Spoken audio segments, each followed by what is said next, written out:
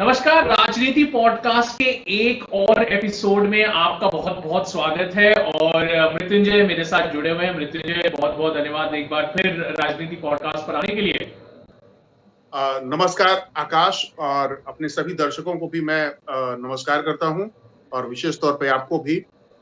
और मैं ठीक हूं, उम्मीद करता हूं कि आप भी ठीक होंगे। जी जी बिल्कुल। और हम जो ये आज पॉडकास्ट पे डिस्कशन कर रहे हैं, बड़ा ही इंटरेस्टिंग सा मैटर है। लैटरल प्रमोशंस को लेकर जो है, या लैटरल हायरिंग, मैं तो हायरिंग ही बोलूंगा क्योंकि आजकल के टाइम में सरकारी नौकरी में अगर आपको ये मिल जाए कॉन्ट्रैक्चुअल पर तो आपकी चांदी चांदी है। और ऐसी हायरिंग भगवान करे हर साल निकले। लेकिन हुई ये, यूपीएससी ने एक फॉर्म जरूर निकाला वहां पर, और करीब 45 विज्ञापन निकाला, विज्ञापन। जी जी विज्ञापन निकाला, और करीब 45 वहां पर जो है पोजीशंस को भरने की एक लैटरल तरीके से जो है। अब ये लैटरल तरीका क्या है, मेरे ख्याल से जो लोग यूपीएससी को जानते हैं उनको तो पता है, लेकिन बहुत सारे लोग जो नहीं जानते हैं मृत्युंजय, उनके लिए थोड़ा सा आप जो है इसको विस्तार में बता दीजिए। मैं एक लेमन की भाषा में अगर बात करूं तो ये है कि भाई एक कॉन्ट्रैक्चुअल बेसिस पे आपको नौकरी मिल रही है। आप एक कॉन्ट्रैक्ट के तौर पर यूपीएससी में जॉब करेंगे, और कुछ अच्छे मिडिल और सीनियर पदों पर जो है नियुक्ति की जाती है। और इसके लिए आपको यूपीएससी एग्जाम देने की जरूरत नहीं होती। मोटा मोटा जो आम भाषा में है वो ये है, और जो और ज्यादा डीप में जो है वो मृत्युंजय बताएंगे। देखिए, मैं थोड़ा सा इसको इसके थोड़ा सा ऐतिहासिक पृष्ठभूमि में भी ले जाना चाहूंगा। ये कोई नई चीज नहीं है। देखिए, आजादी के तुरंत बाद एक अच्छे खासे पढ़े लिखे व्यक्ति थे। उन्होंने विदेश से डिग्री हासिल की थी, और उनको सीधे सीधे पंडित जवाहरलाल नेहरू ने भारतीय विदेश सेवा में नियुक्त कर लिया था, जिसके लिए उन्होंने आईएएस या आईसीएस की परीक्षा पास नहीं की थी। आगे चल करके वो फॉरेन सर्विसेज में काफी बड़े ओहदे पर गए, और कई देशों के राजदूत भी रहे, और ultimately he served as the president of India, first Dalit president of India, mister K R Narayanan. तो वो विदेश सेवा से आए थे, लेकिन नेहरू ने जी ने उनकी नियुक्ति इस रूप में नहीं की थी कि उन्होंने डायरेक्ट कर लिया था। वो उनकी डिग्री अच्छी थी, पढ़ाई लिखाई अच्छी हुई थी, बस उनको सीधे ले लिया गया था। दूसरे थे मनमोहन सिंह, कैम्ब्रिज से उन्होंने इकोनॉमिक्स में अच्छी खासी पढ़ाई की थी, और उनको सीधे सीधे फाइनेंस मिनिस्ट्री में या कई सारे दूसरे गवर्नमेंट मिनिस्ट्री में, जैसे उनका करियर ही शुरू हुआ था ललित नारायण मिश्रा के ट्रेड, कॉमर्स और इंडस्ट्री मिनिस्ट्री में, एक उच्च शिक्षा प्राप्त व्यक्ति को सीधे सचिव बना दिया गया था। डायरेक्ट उनको सचिव के पद पे नियुक्त किया गया। आगे चल करके फाइनेंस सेक्रेटरी बने, जबकि इन पदों के लिए एक क्वालिफिकेशन होता है, एक उनकी नियुक्ति की एक प्रक्रिया होती है, और काफी वो टीडियस प्रक्रिया होती है। उसके लिए तैयारियां करनी पड़ती हैं, एग्जाम्स पास करने होते हैं। लेकिन Manmohan Singh did not go through any of such process, लेकिन फिर भी उनकी नियुक्ति हुई। आगे चलकर आरबीआई के गवर्नर बने। अच्छा, एक और चीज है, Nandan Nilekani, he was a businessman, और इन्फोसिस के लिए वो काम करते थे, और वो एक बिजनेसमैन थे। लेकिन उनको भी एक ज्वाइंट सेक्रेटरी का पद दे करके, और उनको ये यूआईडी के लिए, यानी आधार कार्ड बनाने वाली जो संस्था थी, उसका चेयरमैन उनको बना दिया गया था। फिर इसके बाद मोंटेक सिंह अहलुवाली के साथ भी यही था। अच्छा, सोनिया गांधी ने एनएससी बनाया था। आपको याद होगा कि मनमोहन सिंह के हेलो जी जी बिल्कुल। हाँ, जब मनमोहन सिंह प्राइम मिनिस्टर थे उस समय सोनिया गांधी ने एनएससी की स्थापना की थी, यानी नेशनल एडवाइजरी काउंसिल, और उसमें जितनी भी नियुक्तियां हुई थी, इसमें रिजर्वेशन का कोई ध्यान नहीं रखा गया था, और अपने मन से अपने पसंद के लोगों को सीधे सीधे लेकर के आई थी, और उन्हीं एडवाइजर्स के जरिए वो सरकार चलती थी। तो ऐसी चीजें होती रही हैं पास्ट में, ये कोई नई चीज नहीं थी। लेकिन अभी अब मुझे देखकर लग रहा है कि सरकार ने जो फैसला लिया, या सरकार की ओर से यूपीएससी ने जो एक आवेदन जारी किया था, या विज्ञापन जारी किया था, तो ऐसा लगता है कि गांव में कहावत है कि ततैया के छत्ते में हाथ दे देना, या उसको तंग करना या डिस्टर्ब कर देना। ततैया एक तरह का एक इंसेक्ट होता है जिसके डंक बहुत ही कठोर होते हैं, जिसको हम आजकल की भाषा में हॉर्नेस नेस्ट बोलते हैं, कि भाई आप हॉर्नेस नेस्ट को कभी छुए नहीं, क्योंकि वहां पर जो फिर डंक लगते हैं तो बड़े जोरदार लगते हैं। और मेरे ख्याल जोरदार लगते हैं जी। जो चीजें पास्ट में सहजता से हो जाती थी और वो विवाद का विषय नहीं बनता है, तो ऐसा लगता है कि नरेंद्र मोदी जी की सरकार अब कम बहुमत होने के बावजूद विवादों को खरीद रही है, अपने माने खर्च करके, एक तरह से अपनी ऊर्जा का इन्वेस्टमेंट करके, और ऐसे विवादों को निमंत्रण दे रही है जिसकी की कोई खास आवश्यकता नहीं थी। वैसी सूरत में जब इनकी सरकार चल ही रही है उन पार्टियों के सपोर्ट से जो आरक्षण आंदोलन के बाई प्रोडक्ट रहे हैं, उनमें जेडीयू और एक है रामविलास पासवान की पार्टी, ये लोग पुरोधा रहे हैं। नीतीश कुमार और रामविलास पासवान ये लोग पुरोधा रहे हैं आरक्षण आंदोलन के। बंडल और कमंडल की राजनीति का जब दौर था तो ये दूसरे खेमे में थे, ये लोग मंडल खेमे में थे और बीजेपी कमंडल खेमे में थी। और इस सरकार जो 24 का चुनाव हुआ, उस चुनाव में सरकार को घेरने के लिए ये मुद्दा उठा भी था, ये सरकार संविधान बदलेगी, आरक्षण खत्म किया जाएगा, और अगर इनको इस तरह की जरूरत थी तो उसके लिए सरकार किसी दूसरे तरीके से कर सकती थी। इतना ज्यादा इसको विज्ञापित करके आई थिंक मेरे को लगता है मृत्युंजय कि ये जो बैक ट्रैक करने का जो सरकार का एक ये निर्णय रहता है वो हमेशा ही उनके लिए बैकफायर करता है। अगर मैं बात करूं 3 फार्म लॉस की, तो उस पर भी पहले तो सरकार ने ठोक पीट कर संसद में कहा कि हम इसको वापस नहीं लेंगे। सरकार के भी खासकर बीजेपी के जितने स्पोक्स पर्सन थे, जितने भी मीडिया चैनल्स पर गए, वहां पर उन्होंने बोला कि हम इसको कभी वापस नहीं लेंगे। और फिर एक साल बाद प्रधानमंत्री नरेंद्र मोदी ने टीवी पर आकर उसको वापस ले लिया। तो ये जो बैक करने की, हाँ जी, इस मुद्दे पर जो कृषि फार्म बिल थे, जो कृषि बिल सरकार लेकर आई थी, उस मुद्दे पर सरकार की विवशता थी। सरकार ने एक बहुत ही अच्छा पहल किया था और इसमें मैं सरकार को दोष नहीं दूंगा। इसमें कमी थी उन लोगों की जिन लोगों के पक्ष में ये बिल आया था। मेरे ख्याल से थोड़ा नैरेटिव बनाने में सरकार, ये नरेंद्र मोदी की सरकार जो पहले 5 साल थे नैरेटिव बनाने में सही थे, लेकिन उसके बाद जो है अब पिछले अगर 10 साल में देखें, अब ये इनका 3rd टेन्योर चल रहा है, तो मेरे ख्याल से ये जो एक नैरेटिव बनाने वाली जो बात होती है ना, उसमें कहीं मात खा जाती है बीजेपी। क्योंकि देखिए अगर हम फार्म लॉस, हम थोड़ा सा डाइग्रेस कर रहे हैं, लेकिन फार्म लॉस की जहां तक बात करें तो फार्म लॉस तो यूपीए जो कांग्रेस थे उसके मैनिफेस्टो में भी थे, एमएसपी की बात तो कांग्रेस के मैनिफेस्टो में भी थी, लेकिन बीजेपी उस बात को भुना नहीं पाई कि आप जो प्रोटेस्ट कर रहे हैं, राहुल गांधी जो है या फिर सोनिया गांधी जो है या कांग्रेस पार्टी जो है, तो ये सब लोग जो प्रोटेस्ट कर रहे हैं, इनकी अगर ये पावर में आते तो ये भी वही करते। देखिए वो कांग्रेस के मैनिफेस्टो से सीधे सीधे उठाया गया था जी, जो बीजेपी के मैनिफेस्टो में नहीं था। 2019 के जो लोकसभा चुनाव हुआ था उसमें कांग्रेस के अपने मैनिफेस्टो में घोषित तौर पे कहा गया था कि ये तीनों फार्म रिलेटेड जो संशोधन है या परिवर्तन है सरकार लेकर आएगी अगर कांग्रेस की सरकार बनती है। बीजेपी ने ऐसा कोई प्रॉमिस नहीं किया था, लेकिन हूबहू उसे उठा करके और बीजेपी ने इसको एक बिल की शक्ल देकर के पेश किया। लेकिन इतना होने के बाद भी सरकार ने एक बहुत अच्छा पहल किया था, ये स्वागत योग्य फैसला था। हाँ, सरकार को इसलिए देखिए विपक्ष के से ज्यादा हल्ला बजाया था सिविल सोसाइटी के नाम पर एक तबके ने, जिसकी फंडिंग विदेशों से हुई थी, जिसका कनेक्शन था इन लोगों से जिनको हम खालिस्तानी भी कहते हैं, और इनका कनेक्शन था बीच में जो मिडिल मैन होते हैं जो किसानों का हक मारते हैं, उन माफियाओं से भी था। इन लोगों ने एक तरह से सारी सड़कें रोक दी थी, सब कुछ।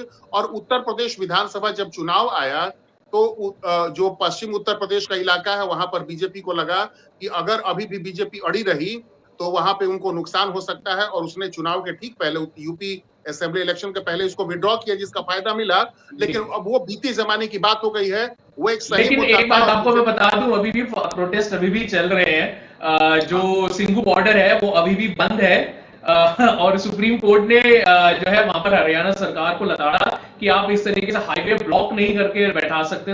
अगर आपको उनसे बातचीत करनी है कोई सोल्यूशन निकालिए, लेकिन वहां पर जो है बकायदा एक पूरी तरीके से वो हाईवे को ब्लॉक कर रखा है, बैरिकेडिंग लगा रखी है, ऊपर से कंक्रीट और ईंट बिछा के पूरे हाईवे को ब्लॉक कर रखा है, ताकि जो वहां से जो फार्मर्स हैं वो मार्च करके दिल्ली की तरफ ना आ सके। तो ये अभी भी वहां जी, तो अभी भी वो अभी इशू जो है वो बैक बर्नर पे चला गया है, उसको नेशनल मीडिया उठा नहीं रही है, लेकिन वो अभी भी इशू है। देखिए वो मुद्दा तो है, वो तो चलिए, वो तो अब मुद्दा थोड़ा ठंडा पड़ चुका है। जी जी देखिए ये जो अभी आया है आपको जी जो लेटरल एंट्री वाला मामला, जी इसमें सरकार ने कुछ ऐसी चीजें भी की हैं जो थोड़ी चालाकी जैसी दिखती है। देखिए, रिजर्वेशन देने के लिए अगर यूपीएससी या केंद्र सरकार की कोई डिपार्टमेंट अगर वैकेंसी निकालता है, तो उस पूरी वैकेंसी में अगर 13 से वो ज्यादा पदों के लिए एप्लीकेशन इनवाइट करता है, जी अगर 13 से ज्यादा पदों के लिए, तभी उसमें आरक्षण की बात होती है। अब आप कहेंगे कि इसमें टोटल 45 पदों के लिए आ, आ, ये आवेदन मंगवाए गए हैं। आवेदन आवेदन इनवाइट किए गए हैं, जी तो ये 45 पद नहीं है। ये किया ये गया है कि 13 से कम हर एक डिपार्टमेंट का अलग अलग ये विज्ञापन जारी किया गया है। जी माने केंद्र सरकार के अलग अलग विभागों के द्वारा विज्ञापन जारी किया गया है, और उन विज्ञापनों में हर एक विज्ञापन में जो नियुक्ति के लिए पद हैं वो 13 से कम है, तो इसलिए उसमें रिजर्वेशन भी लागू नहीं किया जा सकता। जी तो इस तरीके से, लेकिन इससे होता यह है कि सरकार में शामिल जो ऐसे पक्ष ऐसी पार्टियां हैं जो आरक्षण आंदोलन की बाई प्रोडक्ट हैं, और विपक्षी दल, इन सब के पास एक मुद्दा मिल चुका है कि वो नरेंद्र मोदी की सरकार को घेरें। तो ये जो टाइमिंग है ये अपने आप में बड़ा आश्चर्य पैदा करता है, और संदेह ज्यादा पैदा करता है कि जी सरकार ने आखिर ऐसा क्यों किया, अपने लिए क्यों किरकिरी इनवाइट किया उन्होंने। और इसके ऊपर एक सवाल ये भी उठ जाते हैं, क्योंकि अब जो है देखिए, अगर महाराष्ट्र की बात करूं, हरियाणा की बात करूं, वहां पर इलेक्शंस होने वाले हैं, लोग वहां पर विधानसभा के इलेक्शंस होंगे, तो उनसे पहले ऐसे क्रूशल जंक्चर पर, और अभी तो वायनाड का जो बाइपोल है लोकसभा सीट का, वो अभी ठहर गया है, लेकिन वो भी क्रूशल सीट है, क्योंकि वहां से प्रियंका गांधी वाड्रा कॉन्टेस्ट करेंगी, और अगर बीजेपी, पता नहीं है वो वहां से कॉन्टेस्ट करना चाहेगी या नहीं करना चाहेगी, लेकिन फिर भी ऐसे एक माहौल में जहां पर दो बड़े स्टेट्स में इलेक्शंस होने वाले हैं, महाराष्ट्र में, हरियाणा में, जहां पर एक तरफ जहां पर आपकी कोalition में सरकार है, दूसरी तरफ जहां पर आपकी खुद की अपनी सरकार है, ऐसे, और जहां पर और ऐसे अगर बात करें महाराष्ट्र में, अभी भी जो है मराठी रिजर्वेशन को लेकर बहुत जो है चर्चाएं होती रहती हैं। मराठा रिजर्वेशन का मुद्दा बहुत गर्म रहता है जी बिल्कुल, महाराष्ट्र में। महाराष्ट्र में रहता है, हरियाणा में भी जो है जाट रिजर्वेशन को लेकर जो है कई बार जो है वहां पर सरकार को क्वेश्चन किया जा चुका है। तो ये सारे मामले हैं, रिजर्वेशन एक बहुत सेंसिटिव जो है मुद्दा है, और उस पर फिर आप ऐसे स्टेप्स उठाते हैं कि भाई आप कि आप ऑपोजिशन को एक चांस दे रहे हैं कि आपको अटैक करें। तो ये कौन सी रणनीति है, ये क्या रणनीति है, कौन एडवाइजर्स हैं, ये समझ में नहीं आ रहा अभी तक। और देखिए, जो दलित समाज से ऐसे लोग आते हैं, जो पत्रकार हैं या फिर बुद्धिजीवी हैं, जो दलित समाज से आते हैं या ओबीसी समाज से आते हैं, उनके मन में ये बात स्पष्ट रूप से, वो काफी वोकल है इस बात को लेकर के, कि जितने भी बड़े बड़े सरकारी पद हैं, सेक्रेटरी लेवल के या सरकार के बड़े बड़े एडवाइजर्स, डायरेक्टर्स, ये सब के सब ऊंची जाति के हैं। जैसे नेशनल सिक्योरिटी एडवाइजर से लेकर के प्राइम मिनिस्टर्स के जो प्रिंसिपल सेक्रेटरी हैं, या फिर बड़े जितने भी डिपार्टमेंट्स हैं, सरकार के जितने बड़े प्रोजेक्ट हैं, उन सभी प्रोजेक्ट को हेड करने वाले लोग भी ऊंची जाति के लोग हैं। तो इन सभी चीजों को ये लोग हमेशा इस मुद्दे को उठाते हैं। तो उसमें कहा यह जाता है, बीजेपी की तरफ से ये तर्क दिया जाता है कि चूंकि आरक्षण जो ओबीसी रिजर्वेशन है वो 93-94 से ही लागू होना शुरू हुआ, तो उस समय के बाद 93-94 के बाद जो लोग अभी नियुक्त हुए हैं आईएएस में, जो लोग आए हैं, तो उनको उन पदों तक पहुंचने में वक्त लगता है और लगेगा। तो एक तरफ ये आप तर्क देते हैं कि उनको समय लगेगा, दूसरी तरफ आप ये लेटरल एंट्री के जरिए आप 45 पदों को अभी भरने जा रहे हैं, तो ये एक बड़ी आशंका पैदा करती है। और बीजेपी अगर ये राष्ट्रीय मुद्दे पर चुनाव लड़ती है, तो एक पूरी राष्ट्रीयता की भावना को मजबूत करने के लिए और जातीय राजनीति को कमजोर करने के लिए ज्यादा जरूरी है कि कम से कम जनता के उस जो पिछड़ा और दलित तबका है, उसके मन में किसी आशंका को जन्म ना होने दें, और जो शक इनके प्रति पहले से पैदा किया जा रहा था विपक्षी दलों के द्वारा, अब वो शक और गहराएगा, और हो सकता है आने वाले चुनाव में इसका बहुत बड़ा खामियाजा भुगतना पड़े। अगर विपक्ष इस मुद्दे पर खेल गया तो बीजेपी के लिए बहुत मुश्किल हो जाएगी महाराष्ट्र में सत्ता में वापस लौटना। झारखंड में जहां पर कि 5 साल से वो सत्ता से दूर हैं और साथ ही साथ अभी वहां की लोकल पार्टी को ये तोड़ करके एक ऐसा र्यूमर आया था कि चंपई सोरेन को तोड़ रहे थे झारखंड में, और वो तो खैर हुआ नहीं, ऑपरेशन लोटस वहां पर शायद फेल हुआ या जो भी। लेकिन अब ऐसा होगा तो वहां पर बहुत बड़ी संख्या में आदिवासी लोग रहते हैं, दलित लोग हैं और ओबीसी की बहुत बड़ी आबादी वहां पर रहती है। तो इन सभी राज्यों में बीजेपी के पोल परफॉर्मेंस पर बहुत बुरा असर पड़ने के चांसेस हैं। मुझे यही नहीं समझ में आ रहा कि हॉर्नेट टेस्ट को इन्होंने क्यों टच किया और ऐसा करके अपने लिए उन्होंने बहुत ही किरकिरी को आमंत्रित किया है। बीजेपी को इसके लिए बेहतर रणनीति बना करके ऐसे मुद्दों को उठाने से बचना चाहिए। जी बिल्कुल मृत्युंजय, मुझे लगता है कि खासकर इलेक्शन से पहले और जब ऐसे क्रूशल स्टेट्स में इलेक्शंस हो, जहां पे जैसे कि हरियाणा, महाराष्ट्र जैसे क्रूशल स्टेट्स में अगर इलेक्शंस होने जा रहे हैं, तो ऐसे मेरे ख्याल से प्रधानमंत्री नरेंद्र मोदी और खासकर बीजेपी को अपने एडवाइजर्स शायद चेंज कर देने चाहिए कि जो उनको ऐसी रणनीति बता रहे हैं कि जो पॉलिटिकली उनको बैकफुट पे ले आती है, कि उनको वो बैक ट्रैक करना पड़ता है और ऑपोजिशन को ऐसा मामला। जी देखिए, आप बिल्कुल सही कह रहे हैं कि आखिर सरकार ने जो ये फैसला लिया था कि सरकार का ही ये फैसला रहा होगा, तभी यूपीएससी ने ये जो विज्ञापन था वो दिया था। अब सरकार को 3 दिन के अंदर ही वापस लेना है, यानी कोई ये गेज नहीं कर पाया, सरकार के जो एडवाइजर्स हैं ये गेज नहीं कर पाए कि इसके क्या रेमिफिकेशंस हो गए, इसके क्या और उसमें सबसे बड़ी बात मृत्युंजय ये भी कि अगर आपकी अलायंस पार्टी में चिराग पासवान ने जो यंग एक लीडर हैं, और जिस तरीके से आपने बताया कि भी उनके पिताश्री जो है वो मंडल कमीशन की जो मंडल और कमंडल आंदोलन जो था उसमें मंडल कमीशन की तरफ थे, तो उन्होंने जब आवाज उठाई तो मेरे ख्याल से शायद ये थोड़ा मिसकैलकुलेशन किया गया है कि भाई आप अपनी अलायंस पार्टीज को फेवर में नहीं लेते हैं और फिर कुछ ऐसे डिसीजन दे देते हैं, फिर उसको बैक ट्रैक कर लेते हैं, तो इसमें आप ही को जो है प्रॉब्लम होगी आगे जाकर कि भाई आपके एलाइज आपके ऊपर विश्वास नहीं कर पाएंगे आगे जाके। ये ब्लंडर हुआ है सरकार की ओर से, बहुत ही बड़ा ब्लंडर हुआ है। सरकार को कम से कम ऐसे लोगों ने जिन्होंने उनको सलाह दी थी ये सब करने की, वो ये बता ही नहीं पाए कि इसके इस तरह के परिणाम हो सकते हैं सरकार के अंदर और सरकार के बाहर विपक्षी खेमे में, और फिर उसके बाद इसको वापस लेना पड़ेगा इतनी जल्दी। हाँ चलिए, आपने 1 साल 2 साल टालने की कोशिश की और सिविल सोसाइटी के तहत या उसके किसी न किसी रूप में विरोध होता है, धरना प्रदर्शन होते हैं, हिंसक घटनाएं घटती हैं। अब वो सब कुछ नहीं होता, बस 3 दिन के अंदर आप इसको वापस लेते हैं, तो आप खुद ही समझ रहे हैं कि ये अपने आप में सही फैसला नहीं था। इस तरह के विज्ञापन देने का जो यूपीएससी का फैसला था, और उसमें भी आपने अलग अलग विभागों में 13 से कम पदों के लिए आप इनवाइट करते हैं एप्लीकेशंस। ये तो और भी अपने आप में बहुत ही ज्यादा शर्मनाक किस्म की स्थिति दिखाई देती है। अगर आप उस तबके को अपने साथ लेकर चलना चाहते हैं जिसे आज तक हजारों साल से वंचित तबका माना गया है, जिनका शोषण हुआ है, और उसी के बरक्स ये रिजर्वेशन दिया गया था इन लोगों को, और ऐसा लग रहा है कि उनके रिजर्वेशन को ही खाने के लिए सरकार ने बैकड्रॉप से कोई कुटिल षड्यंत्र किया था। लेकिन सरकार का ये षड्यंत्र फेल हो गया, सरकार डर गई और वो एक्सपोज हो गई है, कुछ ऐसा देखने में लग रहा है। सरकार ने तो यही अपनी ओर से मैसेज दिया है। ये समझ में नहीं आता कि सरकार अपने ही पैर पे क्यों कुल्हाड़ी मार रही है।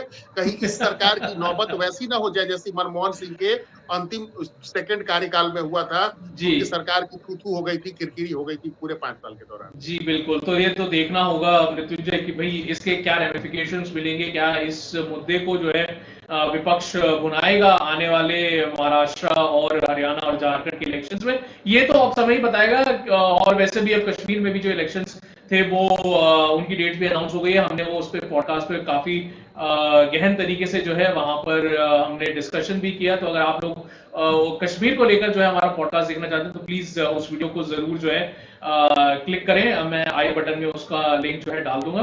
बहरहाल इस वीडियो में इतना ही। थैंक यू मृत्युंजय मेरे साथ जुड़ने के लिए, एंड आई होप कि सरकार जो है आगे आने वाले समय में ऐसी जो है ऐसी हरकतें ना करे कि भाई हमें उसमें पॉडकास्ट बनाना पड़े, पहली बात तो ये, और दूसरी बात ये कि उसपे किरकिरी जो है सरकार की हो। क्योंकि at the end of the day problem जो है फिर सरकार को ही होती है कि 5 साल के बाद उनको जो है ये छोटे छोटे मुद्दे जो है वो जरूर कहीं ना कहीं निकल के जरूर आए।